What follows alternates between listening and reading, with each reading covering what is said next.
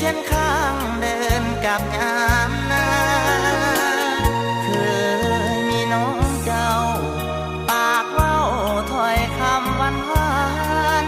เดินเคียงข้างหน้าขึ้นบ้านหวานคำฝากใจสัญญาว่าจากมันนิรันดร์สิ้นไว้สิว่าน้องย้ำสัจจาวาจาสิ้นกันนาวิวาสุขสันต์เมื่อพอโครงการชนลาปาทานย้ายมาแม่สาวคนสวยบ้านป่าท่าทียังเอ็นเนหันลงในเสน่ห์ความที่ของหนุ่มโคร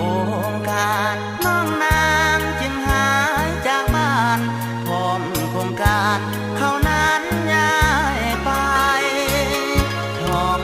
นายามแลงแสงสุริยาอับสูรหัวใจขาดคนอรุณย้อนสูญสิ้นคนหาไปความหวานอ้อยอินหมดสิ้นบ่เหลือเยื่อใยทำที่บ้านเรือนเคียงไกลเป็นยังหัวใจน้องจึงแปรผัน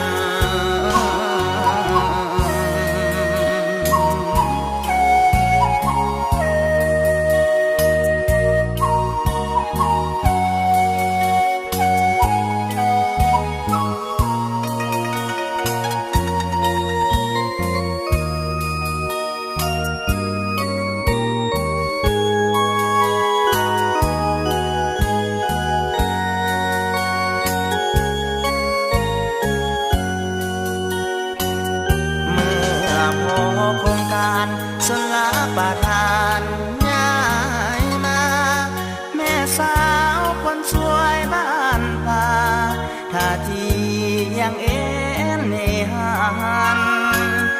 ลงในเสน่ห์ความที่ขอ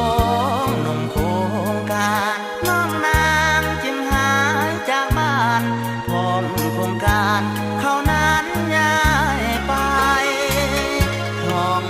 นายามแลงแสงสุริยาอับสูรหัวใจขาดคนอรุณย้อนสูญสิ้นคนหาไปความหวานอ้อยอินหมดสิ้นบ่เหลือเยื่อใยทั้งที่